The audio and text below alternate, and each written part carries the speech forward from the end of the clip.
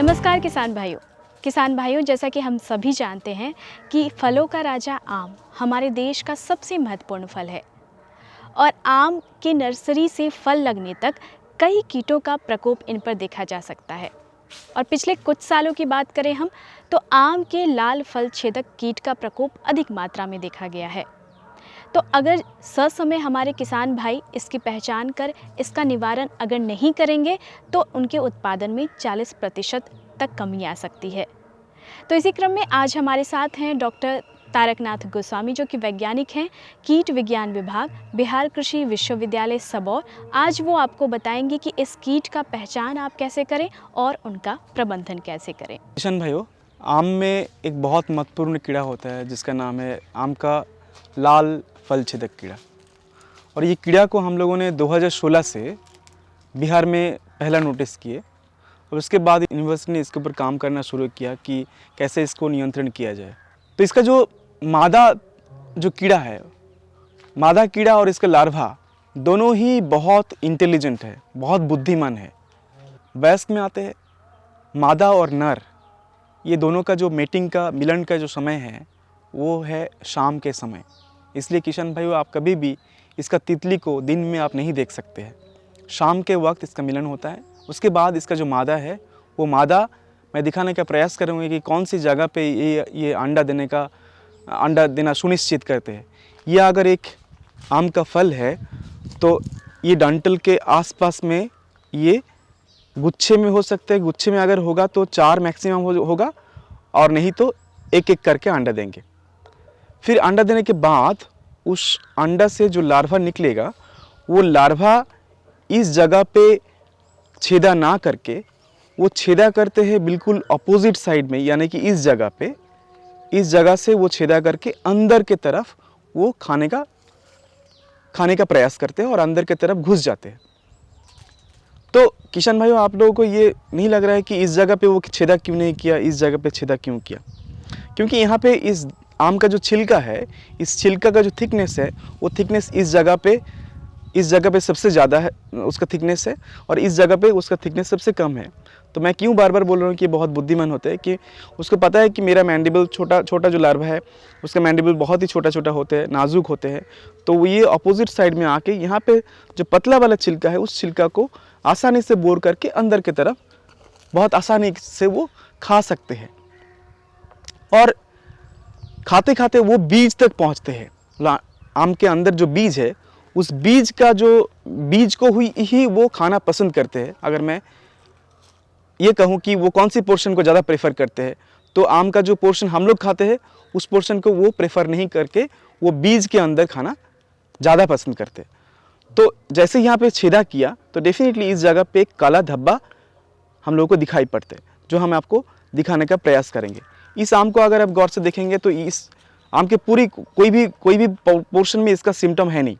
सिर्फ कहाँ पे सिम्टम है, इस जगह पे देखिए काला धब्बा पड़ गया है और ये आम गिर चुका था। हम इसको बगीचे से उठाए तो यानी कि इस जो आम का लाल फल छेदक जो कीट है उसके कारण आम का फल गिर जाता है, तो आपको ये नुकसान पहुंच सकता है। तो इस फल छेदक कीड़े के कारण आपका बागीचा से आम गिर जाते हैं, मतलब प्रीमैच्योर फूड ड्रॉपिंग होते हैं।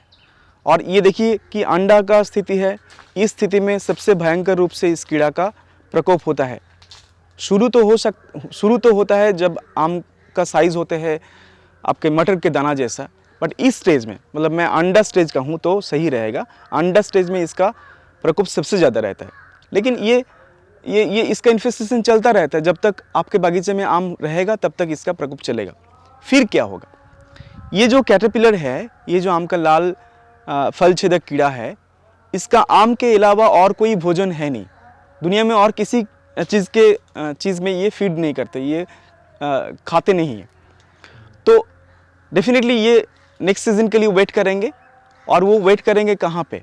हम लोगों ने ये देखा है कि आम का जो तना है, तना का जो छिलका होता है, उस छिलके के अंदर इसका pre pupal stage, full grown larva और प्री प्यूपल स्टेज उसके अंदर छुपा हुआ रहता है। जब तक मार्च के महीना ना आ जाएगा, मार्च के महीने में पहला बारिश उसका नींद तोड़ेगा। मतलब अगर हम लोगों ने लेटेस्ट बाई अगस्त हम लोगों ने हार्वेस्ट कर रहे हैं, आम का फल तोड़ रहे हैं, तो अगस्त से लेके मार्च तक ये ताने के छिलका के अंदर छुपे हुए रहेंगे। मैं बार बार इसलिए कह रहा हूँ कि ये बहुत बहुत बुद्धिमान कीड़ा है। तो वो आप फल तो तोड़ लिए आम का, मान लीजिए, उसके बाद भी ये कीड़ा आपके बगीचे में है। अब प्रश्न ये है कि इसको नियंत्रण कैसे करें। हम लोगों ने जो रिकमेंडेशन किसान भाइयों को देते हैं वो ये है कि आप दिसंबर महीना में, जब आम का फल तो आया ही नहीं, फूल भी नहीं आया, उस अवस्था में आप ताने में, सिर्फ ताने में आप छिड़काव करेंगे। और उस छिड़काव के लिए आप क्लोरपाइरीफॉस 50% और साइपरमेथ्रिन 5% का मिश्रित दवा का इस्तेमाल 2 ml प्रति लीटर पानी के हिसाब से, यानी कि एक बैरल में अगर 15 लीटर आता है तो 30 ml प्रति बैरल के हिसाब से आप सिर्फ और सिर्फ ताने में स्प्रे करें।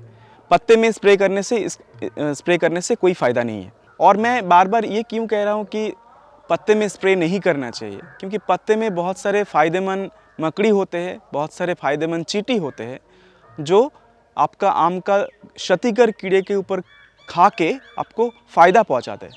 तो अगर हम लोगों ने पत्ते में स्प्रे करेंगे तो हम अल्टीमेटली हम लोगों ने उसको भी मार रहे हैं। तो मेरा आम का बागीचा का सस्टेनेबिलिटी एक इशू रह जाएगा। तो मान लीजिए कि अगर किसी इस अवस्था में अगर किसी किसान भाइयों ने अगर इस फलछेदक कीड़ा का सामना कर रहे हैं तो उसको क्या करना चाहिए, प्रश्न बार बार ये आता है। तो हम लोगों को इस स्थिति में हमारे पास 2 ऑप्शन है। वो ऑप्शन नंबर 1 ये है कि जब भी आपका फल मटर के दाना जैसा है, आप ये नहीं देखिएगा कि उसमें फलछेदक आया है कि फलछेदक नहीं आया है। उस समय आप एक बहुत ही अवेलेबल एक मॉलिक्यूल जिसको हम लोग बोलते हैं नीम ऑयल, यानी कि एजाडिरेक्टिन, उसका 3 ml प्रति लीटर पानी के हिसाब से आप स्प्रे करेंगे। लेकिन स्प्रे करने के समय आप ये ध्यान रखिएगा कि उस स्प्रे वॉल्यूम के साथ आप डिटर्जेंट को मिलाए हुए हैं। अब डिटर्जेंट का 3 ml प्रति लीटर पानी के हिसाब से 15 लीटर में होता है 45 ml एजाडिरेक्टिन, यानी कि नीम ऑयल। तो उसके साथ कितना ml आपको शैम्पू या साबुन इस्तेमाल करना चाहिए। मैं ये बोलूँगा कि बाज़ार में जो 1 रुपये वाला शैम्पू होता है, वो 1 रुपये वाला शैम्पू में जितना शैम्पू आता है वो एक बैरल में, यानी कि 15 लीटर में डाल दीजिए। उसके साथ 45 ml एजाडिरेक्टिन डाल दीजिए, फिर बढ़िया से उसको शेक करके आप स्प्रे करेंगे तो ये बहुत अच्छा आपको रिज़ल्ट देगा। और मान लीजिए कि फिर किसी किसान भाइयों ने उसको आपके पड़ोसी वाला बागीचा में वो वाला स्प्रे नहीं किए, तो डेफिनेटली उस तितली तो ये नहीं जानता है कि किसका कौन सी बागीचा है, उसमें स्प्रे किया गया है कि नहीं, क्योंकि नीम बहुत ज़्यादा दिन तक इसका असर नहीं रहता है। तो आपके बागीचा में भी ये मादा तितली आके लाल फलछेदक कीड़ा का मादा तितली आके उसमें अंडा देंगे और फिर आपका फल में भी इस कीड़ा का प्रकोप रहेगा। तो उस केस में आप क्या करेंगे, प्रोफेनोफॉस 50 इशी बोल के एक दवा है, उसके 1 ml प्रति लीटर पानी के हिसाब से आप स्प्रे करेंगे। और स्प्रे करने के समय आप ये ध्यान रखिएगा कि आम का टिप वाला पोर्शन, मतलब इस वाला पोर्शन में दवा लग रहा है कि नहीं। यहाँ पे अगर दवा ना भी लगे या इस जगह पे अगर दवा ना भी लगे तो भी कोई प्रॉब्लम, लेकिन इस जगह पे जहाँ पे वो उसका लार्वा छेदा करना शुरू करते उस जगह पे दवा लगना बहुत ज़रूरी है। और प्रोफेनोफॉस में एडवांटेज ये भी है कि ये प्रोफेनोफॉस का एक अनोखा एक एक्शन है जिसको हम लोग बोलते हैं कि ओविसेरल एक्शन, यानी कि वो अंडा को भी मारने का क्षमता रखता है। तो इसलिए हम लोगों ने प्रोफेनोफॉस दवा को ज़्यादा प्रेफर करते हैं रिकमेंडेशन करने के लिए। तो किसान भाइयों, अगले भाग में एक अलग जानकारी के साथ फिर से आपसे मुलाकात होगी। तब तक के लिए आप अगर कृषि से जुड़ी और नई जानकारियाँ देखना चाहते हैं, वीडियोस देखना चाहते हैं, तो हमारे इस YouTube चैनल को सब्सक्राइब करें और सबसे पहले वीडियोस को देखने के लिए बेल आइकन को दबाएं, लाइक करें और साथ ही आप किस प्रकार के वीडियोस देखना चाहते हैं कमेंट ज़रूर करें। नमस्कार।